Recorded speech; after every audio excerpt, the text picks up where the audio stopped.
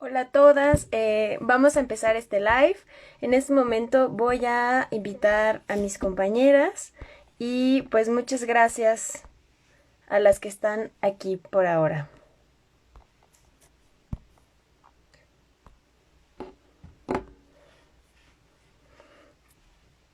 En unos minutos vamos a comenzar el live.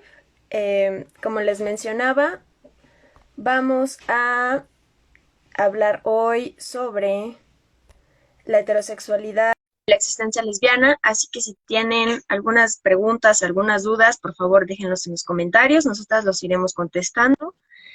Y bueno, aquí ya está Kenia. Hola Kenia. Hola Sheila, hola a todas, ¿cómo están? Y bueno, ya solamente nos falta nuestra compañera Jenny. Es solo que se una. Entonces Jenny, si estás ahí, envíanos solicitud para unirte. Y mientras, por favor, también díganos si se escucha bien en el audio, si nos escuchan bien.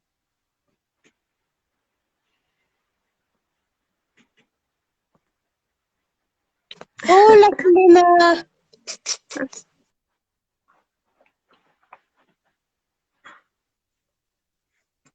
Muchas gracias a todas por conectarse. Gracias, Ari. Dice que sí, nos escuchamos muy bien. Gracias, Ari.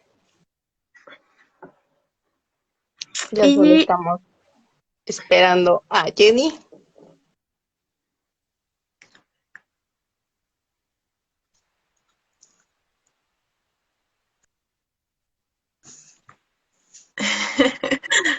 Hola, Hola, bueno, Jenny. hola, ya me preguntó. sí, creo que te estás trabando un poquito, pero igual si quieres puedes apagar tu cámara ratitos para que se escuche mejor. Y bueno, como les decíamos, Ok. el objetivo de este live es discutir sobre el concepto de heterosexualidad obligatoria y cómo es que se ha trabajado desde diferentes perspectivas, sobre todo con la idea de recuperar la genealogía de la existencia lesbiana, ¿no? Desde una mirada lésbico-feminista. Les vuelvo a recordar, les volvemos a recordar que si tienen preguntas las escriban en los comentarios mientras vayamos hablando y que la dinámica de esta transmisión va a ser un poco hacernos preguntas entre nosotras, algunas las recibimos ya con anterioridad, pero si tienen más preguntas pues también las vamos respondiendo durante la charla. Entonces, pues muchas gracias a todas y pues no sé si Kenia o Jenny quieren decir algo antes de iniciar. Pues yo creo que ya podemos iniciar, ¿no? La charla.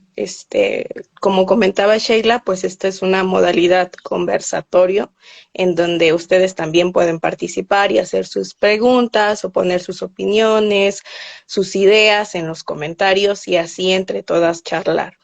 Y bueno, el tema de la heterosexualidad es un tema que a nosotras como organización que nace del amor entre mujeres, del estar reunidas con otras desde la amistad profunda, pues es un tema que nos apasiona, que de hecho constantemente trabajamos, constantemente hemos leído, recuperamos la genealogía política de este concepto que es muy amplio y que tiene diferentes vertientes de análisis, ¿no? Entonces, la heterosexualidad es un concepto que es principalmente trabajado por feministas lesbianas, ¿no? Esto podemos hacer una genealogía un poco tanto corta, desde la época de los 60 hasta la actualidad, y que tiene diferentes perspectivas y formas de abordaje, ¿no?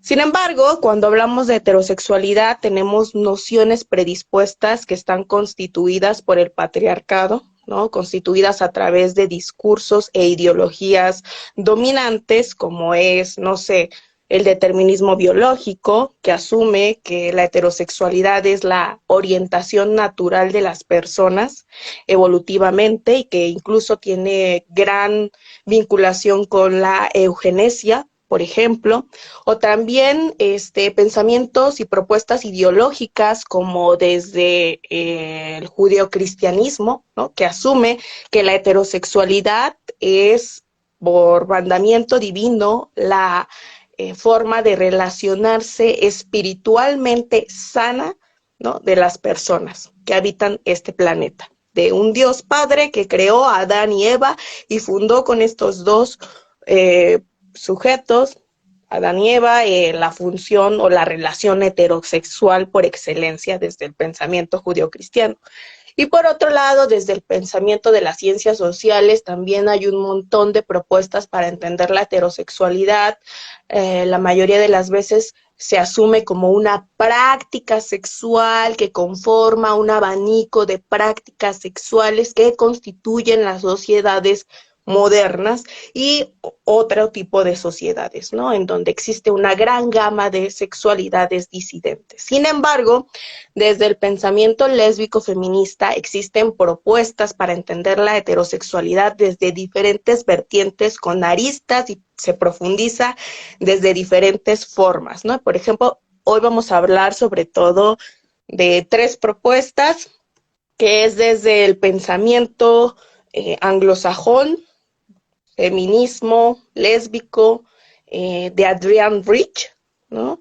Ella escribe un ensayo que se titula Heterosexualidad obligatoria y existencia lesbiana en 1980, que es compilado en un libro que se llama Sangre, Pan y Poesía. También vamos a hablar sobre cuál es la propuesta del pensamiento materialista francés y algunas propuestas del pensamiento comunitario indígena para entender la heterosexualidad, ¿no? Entonces, me gustaría empezar con Adrienne Rich. ¿Qué nos propone Adrienne Rich para entender la heterosexualidad? Bueno, ella escribe un ensayo muy importante que se llama Heterosexualidad obligatoria y existencia lesbiana, en donde propone entender la heterosexualidad como una institución política, ¿no? ¿Esto qué quiere decir? Que la heterosexualidad no es una vivencia, no es una experiencia, no es una práctica sexual, no es una preferencia, no es una orientación, no es una elección. ¿Qué quiere decir el concepto de institución política? ¿No? El concepto de institución, según Adrienne Rich, nos da referencia de que es una agrupación, ¿no?, que conforma y regula la vida social. Es decir, existen diferentes instituciones dentro del patriarcado que regulan y conforman la vida social.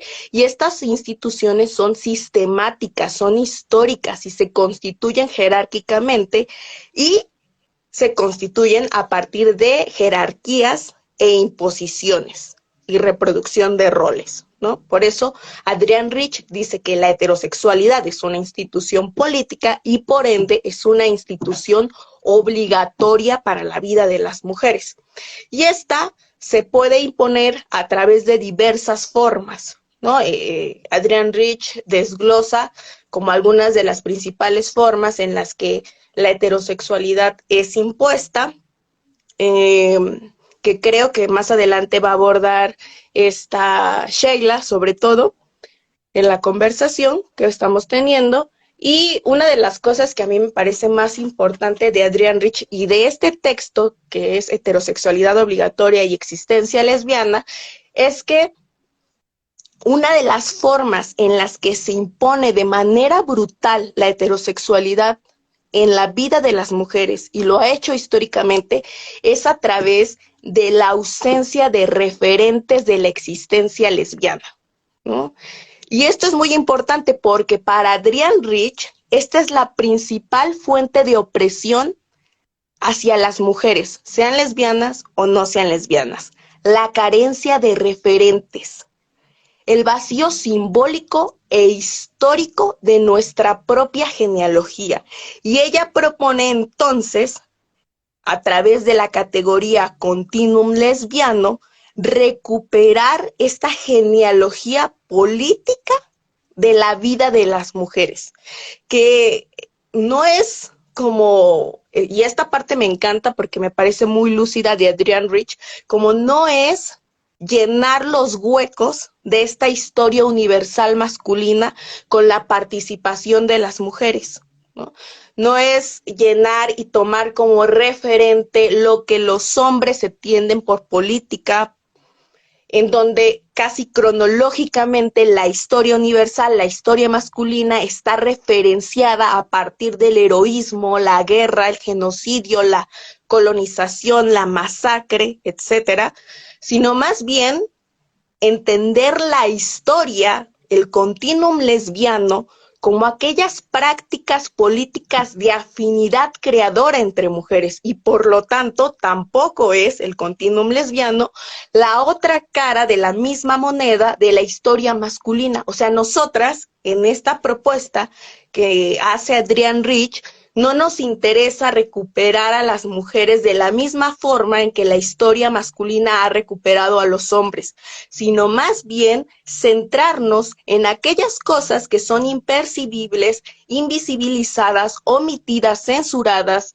en donde ha habido quema de archivos de la capacidad de afinidad política creadora entre mujeres. Y eso me parece súper importante, porque además nos muestra Adrienne Rich que el continuum lesbiano no está centrado en observar, ¿no? O en recuperar si las mujeres o no tuvieron prácticas sexoafectivas con otras mujeres en el pasado.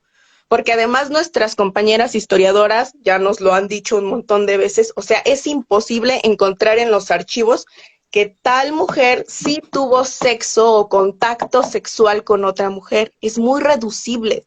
Y para Adrienne Rich, el continuum lesbiano va mucho más allá de la práctica sexual, sino que es una afinidad tan potente, una identificación tan transformadora, ¿no? Que no puede centrarse o no podemos buscarla solo bajo este prisma, ¿no? Entonces es necesario verla también en la relación madre-hija, en la relación con las amigas, en las relaciones de comunidades entre mujeres, como las beguinas, etcétera.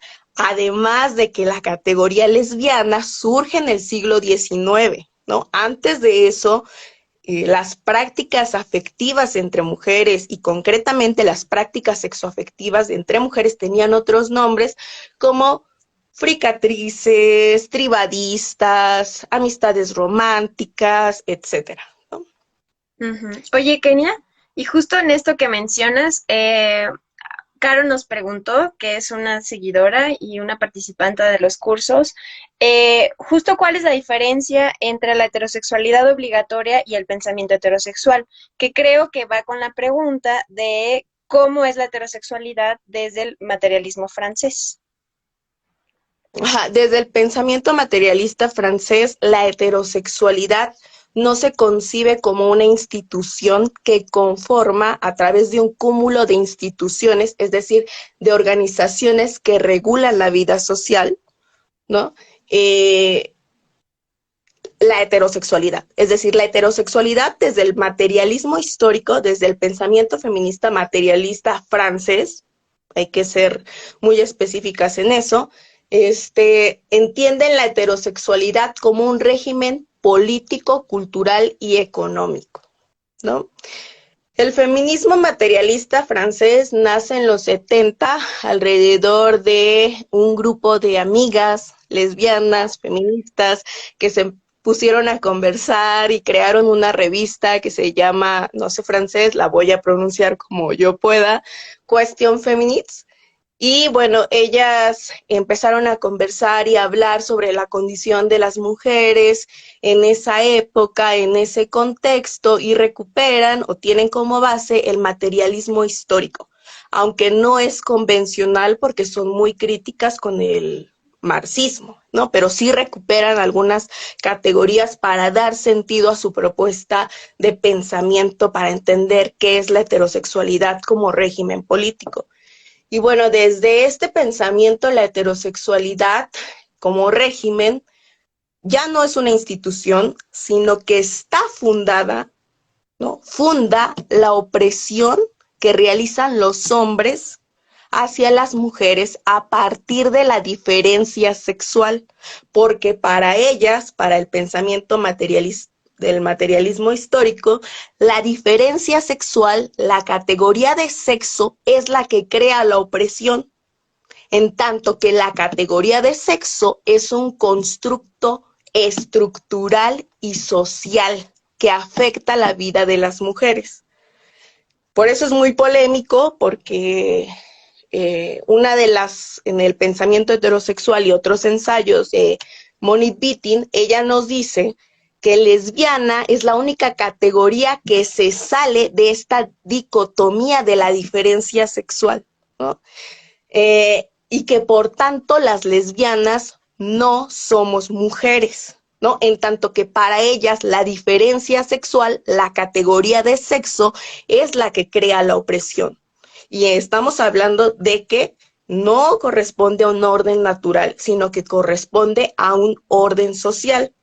Entonces, retoman, sobre todo esta Christine Delphine, retoma mucho la categoría de clase social del marxismo histórico, del materialismo, para entender las relaciones estructurales entre hombres y mujeres. Como no son relaciones innatas, naturales, ellas hacen mucho hincapié en que son relaciones estructurales y sociales, ¿no? Entre hombres y mujeres. Y nos dice que así como la clase de los proletariados y la clase de la burguesía está constituida antagónicamente en una lucha de clases en donde la clase de la burguesía obtiene privilegios, ¿no? A través de la explotación y la apropiación de la clase proletariada, en esta analogía recuperan el concepto de clase para entender las relaciones estructurales, sociales, no naturales, entre hombres y mujeres, en donde existe una clase, que es la clase de los varones, que obtiene privilegios y beneficios a través de la explotación del cuerpo de las mujeres. Y más adelante, otra de sus autoras que me gusta mucho, que es Colette Guillaumin, con la que tiene una discusión también Monique Wittig, nos dice que esta relación de clase, ella la nombra como una relación de sexaje, porque el sexaje es una acción, ¿no? El sexo se construye, se hace, ¿no? Y desde este pensamiento, desde esta perspectiva política, pues el sexo es una construcción social, ¿no? Y esta relación de sexaje es la apropiación del cuerpo de las mujeres a través del matrimonio, a través de la familia y el padre de familia que dispone de sus hijas y las intercambia, porque además simultáneamente es individual y colectiva la apropiación de sexaje, ¿no? Entonces también la experimentamos en los espacios públicos, en diferentes instituciones y simbólicamente, ¿no? Sin embargo, por ejemplo, también ahí es muy importante, y creo que es una de las cosas que más me gusta del materialismo, del feminismo materialista francés, es la relación que hace Colette Guillaumin entre sexo y género, ¿no? Por ejemplo, ella dice que hay 3 grandes nociones para entender desde el pensamiento feminista la relación entre sexo y género. La primera es el sexo traduce al género, la segunda, hay una relación analógica entre sexo y género, y la tercera, no puede existir una relación analógica entre sexo y género porque el género antecede el sexo, porque a través de la lectura que se hace del cuerpo de las mujeres se le asigna históricamente conductas, experiencias de vida, y entre ellas la heterosexualidad como destino de la vida de las mujeres. Sí, gracias, Kenia. Sí, justo esto, ¿no? Como ver cómo hay diferentes perspectivas de la heterosexualidad, ¿no? Porque a veces solo se cree que es, no sé, esto de la sexología, ¿no? O lo de la religión, y entonces esto de verlo ya desde el pensamiento feminista, pues está muy chido, ¿no? Y que Y por eso nos también preguntaban, ¿no? Ajá. También hay una última propuesta, que es la propuesta que hacen las feministas indígenas y comunitarias para entender la heterosexualidad. Y ellas nos dicen que la heterosexualidad fue parte del proceso de colonización de Occidente en otras regiones del mundo, ¿no?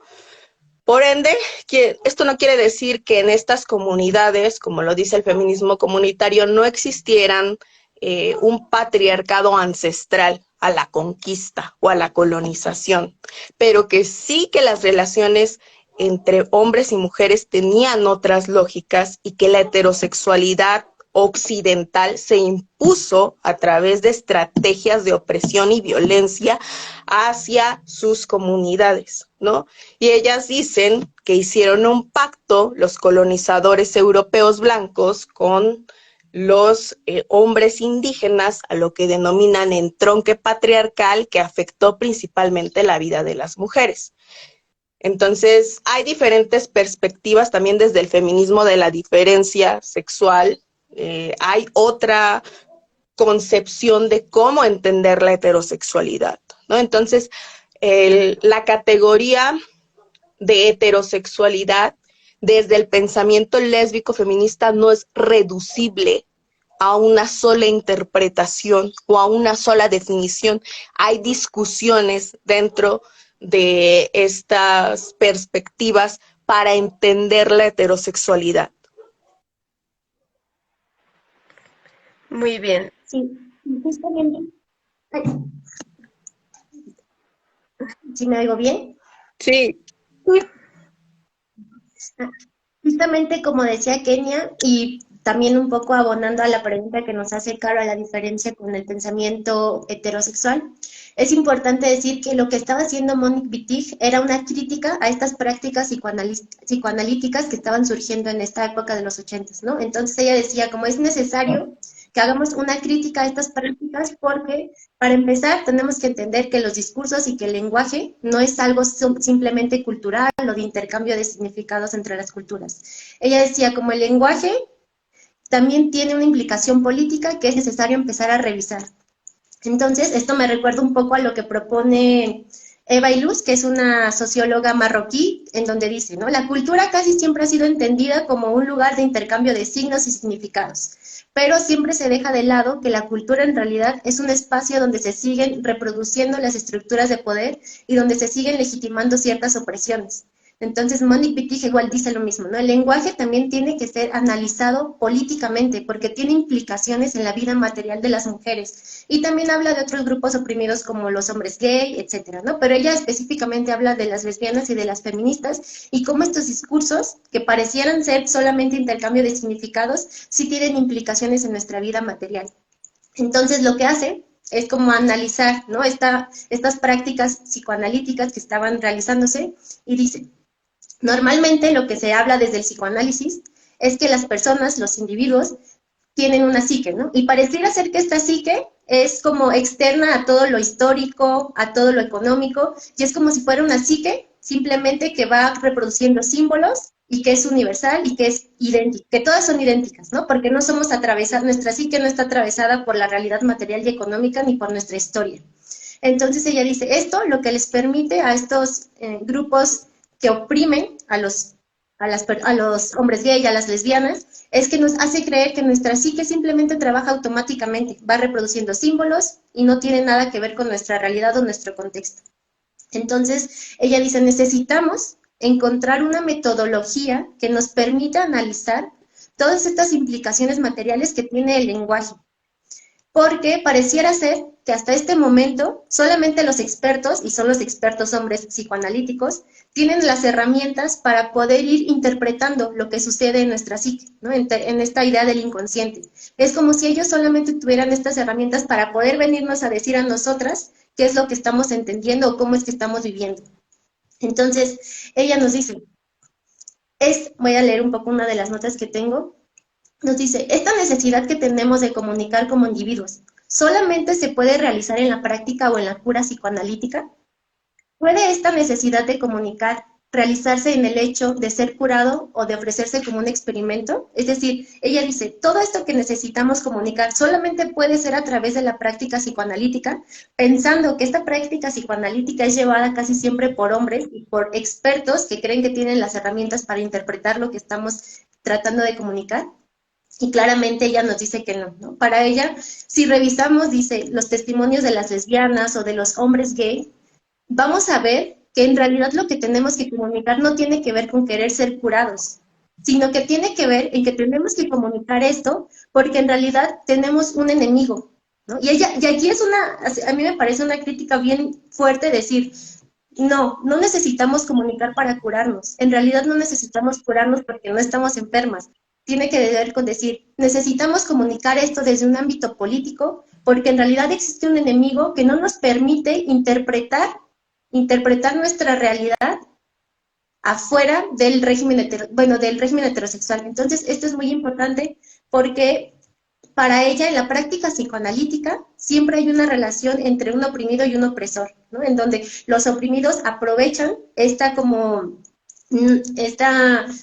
imposibilidad de comunicar algo fuera de esta práctica para poder darle significados e interpretaciones distintas de lo que necesitamos. Entonces, esto me parece importante y lo que dice también Monique Wittig es que estos discursos que se van desarrollando a través de esta interpretación que le dan los psicoanalistas es una manera de oprimirnos a las lesbianas, porque se da sentado que estos discursos estos discursos están fundados en la heterosexualidad. Entonces, cuando nosotras podemos comunicar algo fuera de esta heterosexualidad, se nos ve como algo desviado o algo enfermo, algo que necesita ser curado. Entonces, Monique Wittig dice, es necesario hacer esta crítica a estos discursos psicoanalíticos, porque pareciera ser que estos discursos solamente existen en el mundo de las ideas, ¿no? Como si no nos afectara materialmente. Pero en realidad es necesario entender que todos estos discursos sí tienen significantes políticos y también tienen afectaciones materiales sobre nuestra realidad. Entonces, en la medida en que estos discursos heterosexuales se van desarrollando, pues van oprimiendo nuestra realidad y van negando toda posibilidad de hablar de nuestros propios términos. Entonces, esto es bien importante dentro del pensamiento heterosexual. Decir, los discursos sí tienen implicaciones materiales y políticas, es necesario analizarlos desde ahí, pero además de que están fundados en esta sociedad heterosexual, en donde parece que la heterosexualidad es lo natural, además de esto también nos impide crear nuestros propios signos, ¿no? Nos impide poder hablar y comunicarnos desde nuestro propio sentido. Entonces, esta es una de las cosas que dicen desde el pensamiento heterosexual, pensar en esto. Y un ejemplo que nos da es la pornografía. Entonces ella dice, pareciera ser que la pornografía es un mero discurso, ¿no? Que se encuentra en las imágenes, en los videos, en las fotografías, etcétera. Dice como, pareciera ser que eso solo es un discurso, pero en realidad para las mujeres la pornografía no es un mero discurso, sino que es un elemento político que tiene implicaciones en nuestra vida material y que tiene un mensaje único, que es el de las mujeres pueden ser oprimidas y dominadas y explotadas. Entonces, ella dice, dejen de decirnos, les habla como también a los psicoanalísticas y a los semiólogos, dejen de decirnos que el discurso solo existe en el mundo de las ideas o que son meros símbolos que existen ahí, en la cultura. Porque en realidad esto sí tiene implicaciones para nosotras. Y ahí está, la pornografía nos hace ver que son símbolos e imágenes, pero en realidad para nosotras tiene implicaciones y para nuestro cuerpo también, porque a partir de esto se cree que nuestros cuerpos pueden ser explotados, que nuestros cuerpos sirven para poder satisfacer a los hombres, que nuestros cuerpos solamente son un elemento sexualizador, que esto tiene implicaciones en cómo nosotras vamos viviendo esta experiencia. Entonces, es importante esto. Me parece muy importante que Monique Wittig se detenga mucho a analizar el discurso, ¿no? Está muy interesada en analizar cómo opera el discurso en la opresión de las mujeres, cómo opera lo simbólico, ¿no? Porque ella, como lo dijo Jenny, no se centra, como lo hacen desde la semiología, en entender el lenguaje separado de nuestra experiencia material, sino con su implicación material. Pero también Adrienne Rich hace un análisis muy importante sobre el discurso y cómo opera esto de la ideología del romántico amoroso. Ella así lo llama, ¿no? ¿Qué nos podrías contar de qué nos dice esta Adrienne Rich sobre los discursos que caracterizan?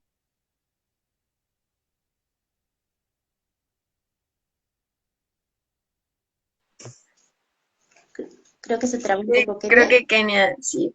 Pero la pregunta es esto, Jenny, ¿cómo se relacionan los discursos, de acuerdo a Monique Wittig y Adrienne Rich, desde una visión política? ¿Hay ejemplos claros? ¿Ha pasado con algunas lesbianas? Entonces, cuéntanos, en lo que regresa Kenia.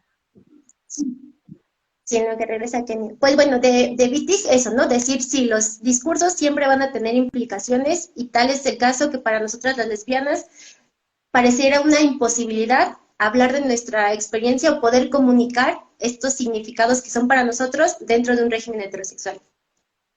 Y para Adrienne Rich, ella también habla un poco de cómo toda esta, claro, desde un lugar diferente, ¿no? Porque como dijo Kenia, Adrienne Rich siempre está hablando desde un término del feminismo radical anglosajón, y de hecho entre el feminismo anglosajón y el materialista francés tienen como ciertas diferencias, entonces hay que aclarar que siempre hablan desde posturas diferentes, pero Adrienne Rich lo que nos dice es que la heterosexualidad como una institución tiene diferentes maneras de imponérsenos a las lesbianas, ¿no? Y creo que este rato va a abordar un poco más de esas, pero una de estas herramientas que tiene, le llama a ella el silencio histórico, ¿no? La imposibilidad de ser, en donde nosotras, las lesbianas, siempre estamos como en un lugar de no lugar, ¿no? Hay un vacío, como dijo Kenia, hay un vacío histórico que ni siquiera nos permite abordar nuestros sentires, ¿no?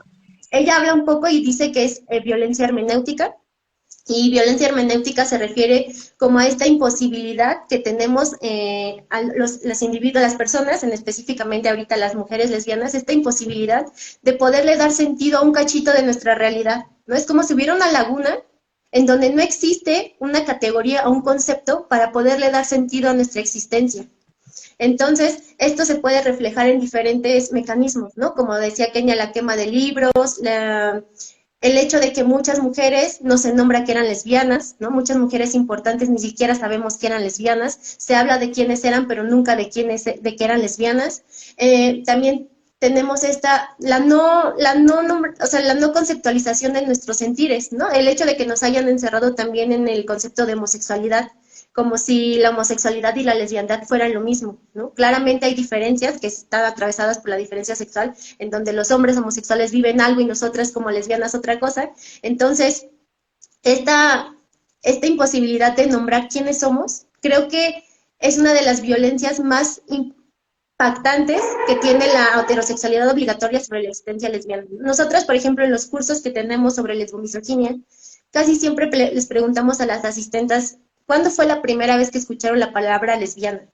¿No? Y no solamente cuándo fue la primera vez, porque hay muchas que la escuchamos después de la secundaria, ¿no? Ni siquiera incluso cuando somos pequeñas se nos muestra esta posibilidad de que una mujer puede amar a otra mujer, porque eso está escondido. Eso es esa es una parte del silencio histórico, en donde no podemos ni siquiera hablar de que existimos, ni siquiera se nos muestra. Entonces, cuando preguntamos esto, ¿cuándo fue la primera vez que escuchaste la palabra lesbiana? Es muy impactante escuchar que unas lo saben después de la secundaria, ¿no? Después, ya hasta los estudios en la universidad, o incluso a los 20, o incluso en el trabajo con otras amigas, ya cuando somos personas de 25 años. Entonces, es bien impresionante ver cómo estos mecanismos que tiene la heterosexualidad para ir borrando nuestra existencia, pero no solamente para irla borrando, porque para borrar algo tiene que existir, ¿no? Sino para desde un inicio negar nuestra existencia. Entonces esto le da una imposibilidad de poder nombrar nuestro cachito de experiencia que es amar a otras mujeres. Esta experiencia, bueno, no es un cachito, es todo lo que somos, y cómo el régimen y cómo la institución nos impide poder nombrarlo. No le podemos dar ni siquiera sentido. Entonces creo que para mí es muy impactante saber que no le podemos dar sentido y que cuando le damos sentido a ser lesbiana, casi siempre es desde una mirada patriarcal, ¿no? En donde ser lesbiana es una desviación, es algo que necesita una cura, es algo que no es natural. Entonces, es bien importante ver, uno, que tenemos un discurso que nos invisibiliza, que nos imposibilita la existencia, y por el otro lado, cuando tenemos la oportunidad de existir, es a través de una mirada masculina, en donde somos perversas, en donde es algo negativo, en donde es algo que tenemos que avergonzarnos, que ocultar, porque es desviado y es enfermo. Entonces, sí, la heterosexualidad obligatoria tiene muchos mecanismos para imposibilitar nuestros afectos, ¿no? Y una de esas es la no existencia, la invisibilización y el silencio histórico que ha existido. Y también, pues, como decía Shay, esto, ¿no? Hay muchas mujeres que incluso saben, por ejemplo, Rachel Carson, que es una actora que a mí me gusta mucho, que es como considerada una de las pioneras en el ecofeminismo. Ella hizo un trabajo impresionante sobre el uso de agroquímicos y cómo esto estaba afectando a todo el ecosistema, y tiene un libro muy importante que se llama La Primavera Silenciosa, y yo la admiro mucho, y hasta hace unos años apenas me enteré que ella era lesbiana, ¿no? Porque es algo tampoco que se dice. Y para mí fue muy impresionante y muy también fue como muy triste saber que haber una mujer a la que puedes admirar y que a lo mejor se trata de ocultar que era lesbiana, porque eso es como si le restara algo, ¿no? Como si por ser lesbiana ya no tuviera el derecho de ser alguien importante o alguien que es reconocida. Y no solo es así, también en nuestra cotidianidad podemos pensarlo, ¿no? O sea, tenemos vecinas que no pueden decir abiertamente que son lesbianas, mujeres que admiramos en nuestra cotidianidad y que por eso la representación y los registros entre nosotras son bien importantes, pero registros y representaciones de una mirada feminista, porque si no, existe un montón de representación, pero desde una mirada muy LGBT y muy masculina que sigue reproduciendo la heterosexualidad en los discursos. Entonces, creo que eso es importante y también un poco, esa era también como dijo Kenia, y abonando a esto, la diferencia entre pensamiento heterosexual y la heterosexualidad obligatoria. Y que estos registros como de la lesbiandad que se hacen desde movimientos masculinos, como el movimiento LGBT, siempre hacen una emulación de las lesbiandad con lo masculino, ¿no? En donde la lesbiana es aquella mujer que desea a otras mujeres a través de la cosificación de sus cuerpos o autocosificación. Y por ejemplo, Sheila Jeffries, que es otra autora que habla sobre la heterosexualidad como una institución política en contra de la vida de las mujeres, nos dice que actualmente estamos viviendo nuevas formas en las que opera ya no desde el discurso de lo monstruoso, lo desviado, sino ahora de una integración, ¿no? De la existencia lesbiana a prácticas que son históricamente masculinas, ¿no? Y eso lo desarrolla en su libro Herejía Lesbiana, en donde las mujeres lesbianas se encuentran ahora en club de striptease que cosifican a cuerpos de otras lesbianas o que practican la compra del cuerpo de las mujeres en la prostitución, que practican el sadomasoquismo, etcétera, ¿no? Entonces, digamos que cuando se nombra la existencia lesbiana hay que tener conciencia que sea desde esta práctica política genuina del amor entre mujeres y no desde la tergiversación de su existencia, porque si antes se le omitía, se le ignoraba, se le invisibilizaba, se hacía una quema de archivos recurrentes o se ponía en duda constantemente si amaba o si tenía o no esta identificación y se pedía la prueba del coito en los archivos, porque además para ese entonces era necesario que las mujeres que se consideraban lesbianas tendrían que usar sí o sí instrumentos sexuales que emularan al falo, ¿no? Entonces, desde otra mirada y actualmente podemos decir que ahora sí somos más visibles las mujeres lesbianas, pero ¿desde qué lugar? ¿Desde qué prisma? ¿Desde qué discurso estamos siendo más visibles? Y si en este intento de ser más visibles no estamos también siendo invisibilizadas, ¿no? Porque hay una recurrente caracterización, representación de la existencia lesbiana como algo que emula lo masculino y que interiorizamos y encarnamos y reproducimos, ¿no? ¿Cuáles otras prácticas de lo que denominamos lesbomisoginia, Sheila, tú encuentras en estas varias perspectivas que nos dan las lesbianas feministas sobre la categoría heterosexualidad? Bueno, esto también, y ya lo dice aquí esta Marce, ¿no? Como si las lesbianas quisiéramos ser lo que son los hombres, ¿no? Y creo que influye mucho cómo estos discursos, como ya lo decía Jenny, impactan directamente en lo material, ¿no? Y a nosotras nos gusta hablar de lesbomisoginia y no de lesbofobia o de lesbodio, porque esto, ¿no? La fobia es un miedo irracional. Las violencias que vivimos como lesbianas no son una cuestión irracional, ¿no? No provienen de personas que irracionalmente nos odian, no de las lesbianas, ¿no? O que nos odian sin alguna razón, sino que a través de la diferencia sexual, las mujeres vivimos la misoginia, ¿no? Y entonces las lesbianas, al ser mujeres, ¿no? Y al negar mandatos de la heterosexualidad obligatoria, pues recibimos estas violencias, ¿no? Es decir, las violencias hacia las lesbianas se desprenden del hecho de negarnos a los mandatos de la heterosexualidad, ¿no? Y por eso hablamos de lesbo-misoginia. Primero, para recuperar nuevamente, ¿no? Esto de la diferencia sexual y de que tenemos un cuerpo sexuado específico que carga, como ya lo dice Margarita Pisano, una feminista de la diferencia, ¿no? Que los cuerpos cargan historia, ¿no? Y cargan asignaciones políticas, cargan asignaciones económicas. Entonces, es el hecho de enfatizar en la lesbomisoginia, ¿no? Y pues respecto a cómo esto impacta en nosotras, pues son, bueno, ya hemos mencionado algunos, ¿no? Entre la no representación, entre cómo se nos ha invisibilizado históricamente, y entonces cuando queremos buscar algo, pues parece que no existimos, ¿no? Que las lesbianas nunca han existido, que las mujeres que aman a otras mujeres nunca han existido, que eso no es posible, ¿no? Que todo ha sido castigado, incluso en las películas, ¿no? Que o una se suicida o se va a la cárcel, ¿no? Siempre pasan cosas malas. Pero también puede reflejarse en, por ejemplo, interiorizar esto masculino como lo de la disforia de género, ¿no? El pensar tanto que no somos mujeres, que lo que tenemos que ser es un hombre para poder amar a otra, que creemos que eso, que la transición es la solución, ¿no? Y que entonces tenemos que actuar como hombres, ¿no? Cosificando a las otras, incluso llegando a esto, ¿no? Del sadomasoquismo, de ser la que yo domino y tú no, o también se ve reflejado ya en cuestiones más específicas como los lesbicidios, ¿no? El cómo, incluso hay este debate, ¿no? ¿Cómo se pueden diferenciar los feminicidios de los lesbicidios? Porque pues seguimos siendo mujeres, pero hay razones muy específicas por las que han asesinado a mujeres, ¿no? A mujeres lesbianas, perdón.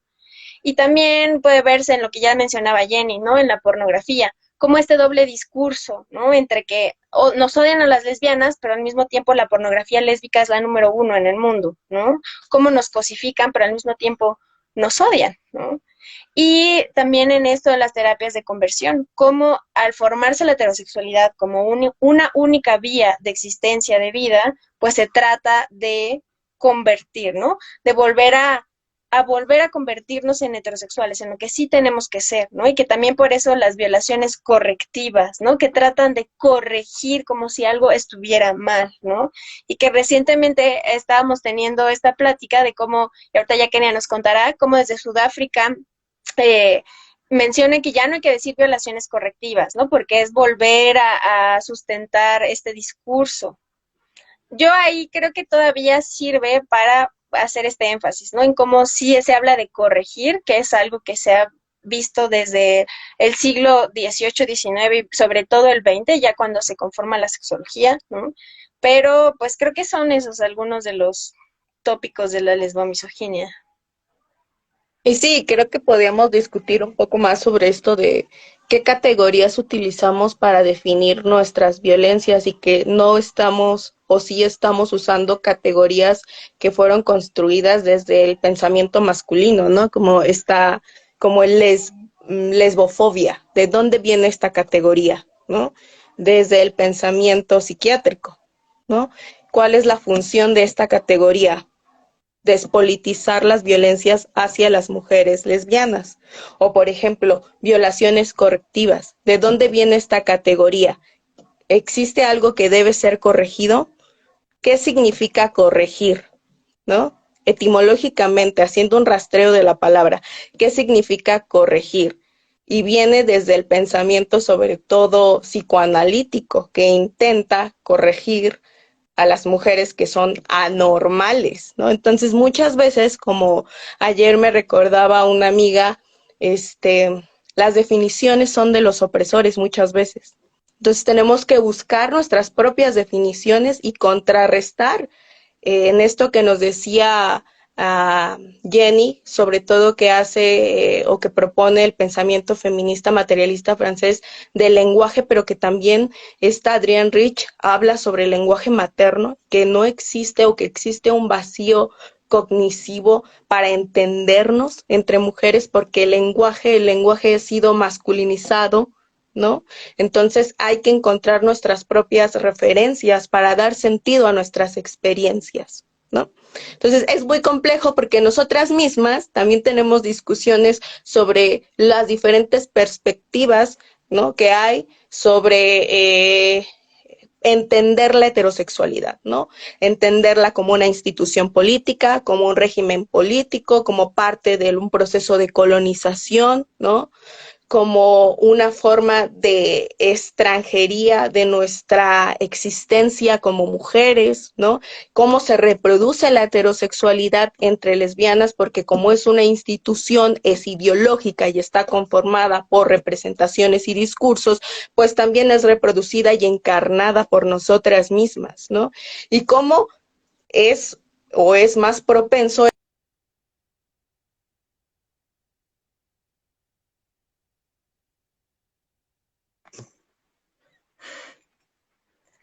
¿O no?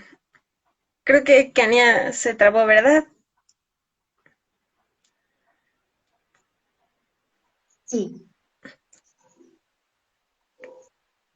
Pues bueno, siguiendo Igual, sí, tú, Jenny, tú, Jenny. que igual, bueno, ahorita lo que decía Kenny en cómo está la heterosexualidad como institución, lo que menciona Adrienne Rich, es importante analizarlo porque lo que ella nos dice es como, si la heterosexualidad, como se ha entendido, fuera algo natural o fuera el destino de las mujeres, o sea, esta pregunta me parece muy importante, si fuera algo natural o el destino de las mujeres, ¿por qué Emma y el patriarcado se encargaría de crear tantos mecanismos que nos lo impusieran? O sea, si fuera algo natural y que nosotras fuera nuestro destino, ¿por qué existen tantos mecanismos que intentan de una u otra manera imponernos la heterosexualidad? Y esta pregunta me parece muy fuerte, porque creo que lo que está diciendo Adrian Rich es la heterosexualidad para nada es natural, y si no, ¿por qué existen tanto estos mecanismos que, como ya nos decía Shay, ¿no? Está esta capacidad que tiene el sistema para negar nuestra sexualidad, ¿no? A partir, por ejemplo, de la pornografía, de la prostitución, de las violaciones correctivas, que ya estábamos teniendo esta discusión si son violaciones a lesbianas más bien, o debemos seguir planteando que son correctivas para entender todo este contexto histórico que tienen, ¿no? La manera que tiene el sistema para dirigir y explotar nuestro trabajo, también cómo a través de la heterosexualidad se nos confina físicamente, ¿no? Porque además a través de la heterosexualidad también tenemos implicaciones materiales en nuestro cuerpo, el no poder confiar en nuestras habilidades atléticas, el no poder conocer nuestras fuerzas, el no poder ver en otras esta fortaleza física, etcétera, cómo nos niegan el deporte. Entonces, es importante entender que si no es natural, entonces ¿por qué tendría que haber tantos mecanismos para que nos la siguieran imponiendo? Pero bueno, ya regresó Kenia para que nos termine su idea. Ah, ya no me acuerdo en qué me quedé.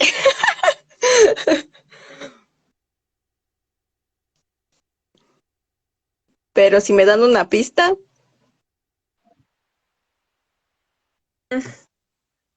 Sí, estabas hablando un poco de cómo también en nosotras, a partir como de estos discursos, vamos a veces introyectando o reproduciendo ciertas prácticas, ¿no? Que al ser un régimen, ya, o tal vez entendiéndola como institución, claramente estamos inmersas en, ¿no? Y a veces es muy complicado poder ir saliendo de esto, entonces crear nuestras propias categorías, poder hablar, estabas hablando sobre todo de Adrienne Rich y la propuesta que tenía del lenguaje materno, entonces estabas un poco desarrollando esto. Sí, y también pienso que no nos asustemos, no nos alarmemos y autoflagelemos por no cumplir con el desmontamiento de la heterosexualidad en nuestras propias experiencias, ¿no?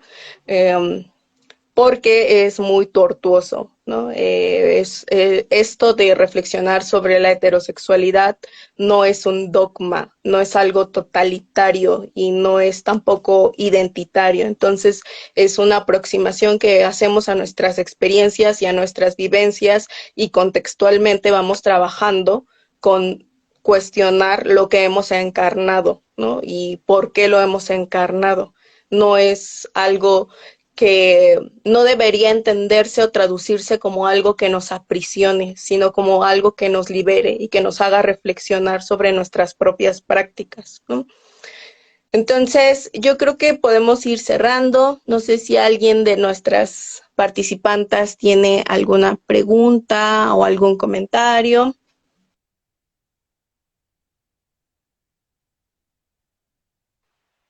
Y mientras, creo, en lo que si ponen alguna pregunta, no, quiero resaltar esto que dijiste, Kenia, de cómo es un proceso ir o sea, poder desmontar todo esto, que es un proceso y que es un proceso a veces muy duro, porque eso, o sea, como decía Monique Wittig, o sea, estamos tanto en este régimen que a veces parece que un discurso diferente nos excluye del otro, ¿no? Y entonces esta exclusión también es una imposibilidad de esta comunicación con esta sociedad en la que pertenecemos. Entonces, ella decía como sí, ¿no? Es importante, pero a veces es complicado porque esto también o sea, podría representar rechazo dentro de esta sociedad en donde está implicado este régimen heterosexual. Entonces, sí es importante, es un proceso y que también creo que debe de ser llevado acompañado con otras, ¿no? Esta reflexión, pues claramente todo lo que nosotras podemos compartirles hoy, también lo hemos reflexionado y van cambiando también con el paso del tiempo nuestras reflexiones, nuestras discusiones y sobre todo poder leer a otras mujeres que ya lo han dicho, ¿no? O sea, poder recuperar esta genealogía que además parte de esta invisibilización es que por ejemplo, en ciertos espacios en la academia sobre todo, se leen solamente algunas autoras, ¿no? Algunas autoras que siguen legitimando estos discursos heterosexuales y entonces es muy complicado a veces poder encontrar a quienes ya dijeron esto. Entonces, es bien importante que lo podamos recuperar en colectivo, que podamos ir soltando nuestras dudas y entender que es un proceso no lineal, porque siempre vamos a ir discutiendo cosas nuevas, nos van a tal vez tocar otras cosas, entonces creo que es importante. Y ya no, creo que faltó una pregunta que hacían sobre la diferencia, ya nos explicaste un poco, Shay, de lesbomisoginia y por qué lo utilizamos, pero ¿cuál es la diferencia entre lesbomisoginia, perdón, entre heterosexualidad obligatoria y heteronorma? Pues justo esto que hemos hablado también, ¿no? Cómo los conceptos se utilizan, pues muchas veces no sabemos de dónde vienen y entonces los utilizamos como si fueran lo mismo, ¿no? Y entonces suele utilizarse como, ay, es que las lesbianas vivimos bajo la opresión de la heteronorma, ¿no? Y luego al mismo tiempo decimos en la siguiente frase, y también de la heterosexualidad obligatoria, ¿no? Como si fueran lo mismo, y pues no lo son. Heteronorma fue un concepto, una categoría creada por un hombre gay en los 90, que de hecho fue en una compilación sobre la teoría queer, en donde lo que hace es básicamente sostener que la heterosexualidad es la norma, ¿no? Es lo normal. Y entonces todo aquello, todo fuera de la heterosexualidad, pues entonces se discrimina, ¿no? Y por eso nos meten a la misma bolsa a gays, a lesbianas, a trans, ¿no? Porque pues nos oprime la heteronorma, ¿no? Y en realidad, el concepto de heterosexualidad obligatoria viene, como ya lo mencionaba Kenia, desde diferentes perspectivas, pero sobre todo desde el feminismo lésbico, que se ha sostenido que viene a partir de una diferencia sexual, ¿no? Y que tiene un impacto en la sociedad y en cómo se sigue sosteniendo, por ejemplo, el capitalismo con la heterosexualidad, ¿no? Cómo es que se ve que las mujeres tienen que amar a los hombres de forma natural y eso sustenta el sistema de opresión, ¿no? Y que no es para nada lo mismo a decir que las mujeres vivimos con la heteronorma, que las lesbianas vivimos con la heteronorma. Entonces, solo eso, como tener clara la distinción desde dónde viene y que también, pues luego sí es necesario saber desde dónde vienen ciertos conceptos, ¿no? Porque a veces creemos eso, que es lo mismo, pero en realidad no lo es. Sí tiene una apuesta política muy diferente, heterosexualidad obligatoria, régimen heterosexual y heteronorma, ¿no? Y además, ¿qué es una norma? ¿No? Una norma es una ley, ¿no? Una conducta que se impone, ¿no? Y yo no creo que la heterosexualidad sea o podría ser reducida a una norma, a una ley. Creo que es una institución, ¿no? Y que opera desde diferentes estratagemas de poder, ¿no? Que opera desde diferentes aristas, o como desde el pensamiento del feminismo materialista francés es un régimen, ¿no? Que se constituye a partir de la opresión de las mujeres. ¿Y cómo opera esta opresión? Pues opera desde diversas y profundas formas simbólicas y materiales. Entonces, no puede ser reducido. Claro que si estamos en el juego del Estado y de las leyes, pues podría ser una norma para poder abogar en tener ciertas condiciones de tolerancia y de acéptame porque así nací, porque me salí de la norma, pero el pensamiento lésbico feminista no quiere la tolerancia, ¿no? Quiere mover todo, ¿no? Ir a la raíz, ¿no? ser un poco más analítico y analítica con la experiencia de las mujeres, fuera de los estados-nación, antes de que existieran los estados-nación, ¿no? Entonces sí, es muy importante lo que nos compartes, Shay.